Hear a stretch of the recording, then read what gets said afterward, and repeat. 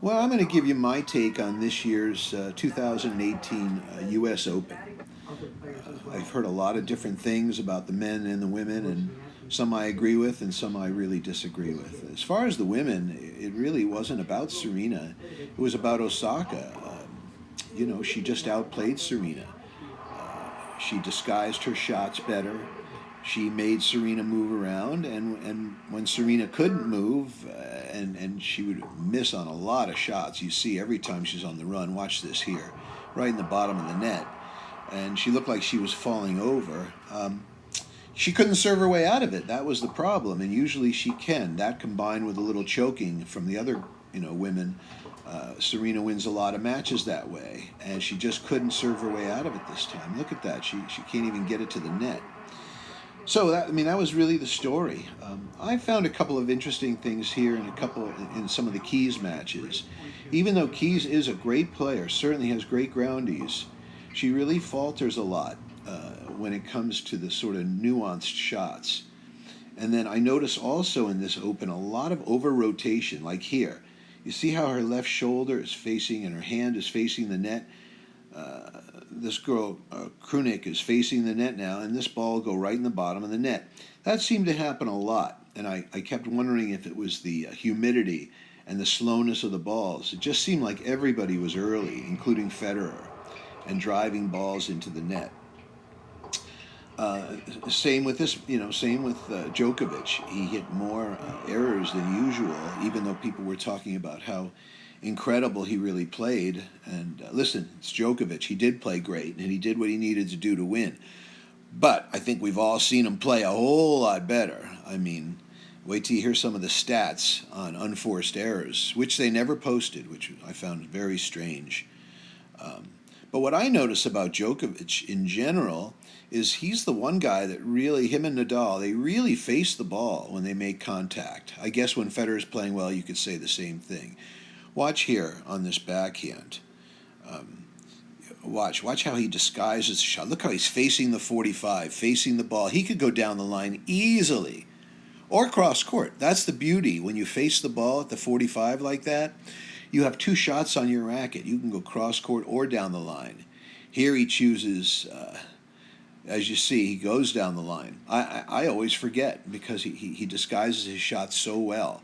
And that's what really threw Millman off, and most of the players he plays, he really lines up the shot, and see this here, reaches right out to the hit, and really, like I said, just a much better disguise all the way around. He deserved to win this tournament. But I have to tell you, as well as Djokovic played, we've all seen him play better, I'm pretty sure. I know I certainly have seen him play a lot better when he plays Nadal or Federer. And you could say for sure he got pushed, but there were certainly so many unforced errors. Look at that. Look how his left foot goes back. Look how he's lined up to that 45. And this time he goes cross court. You see? So that's the thing. When you have a great disguise on your shots, which, Djokovic certainly does, it's going to pay off against the guys that are really just not in the top echelon of tennis, the top 4, top 5 guys. They just don't disguise the ball as well, and they can't read others when they do disguise. So let's take a look at another Keys shot, which I thought was quite interesting, and of course the commentators didn't talk about it. They like to ignore shots like this. That ball literally hit the ground, and she is disgusted, and so would I be. That ball hit the ground before it went over. And, for some reason, they just don't like to talk about it. It was a nice drop shot, but this should have been fairly routine. She's there in plenty of time. But what happened was, and I'll show you here in a second, it's not a shot that everyone practices.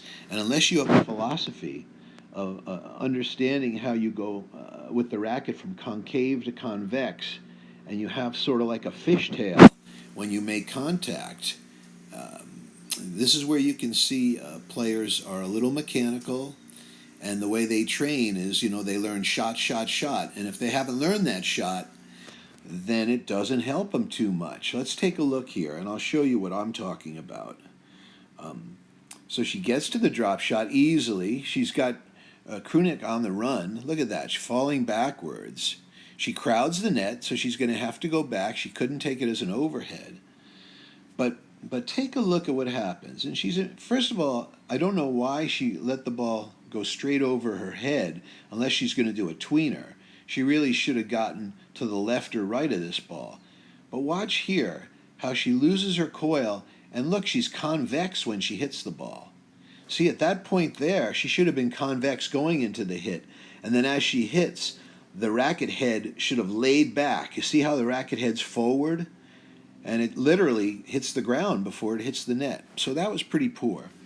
So here's the stats from what I could see about, and why I thought this year's U.S. Open was a little disappointing. 85 unforced errors in the finals compared to 633 winners. 48 unforced errors by Del Potro, which is really unheard, and most on his forehand, which was really terrible. That's his shot.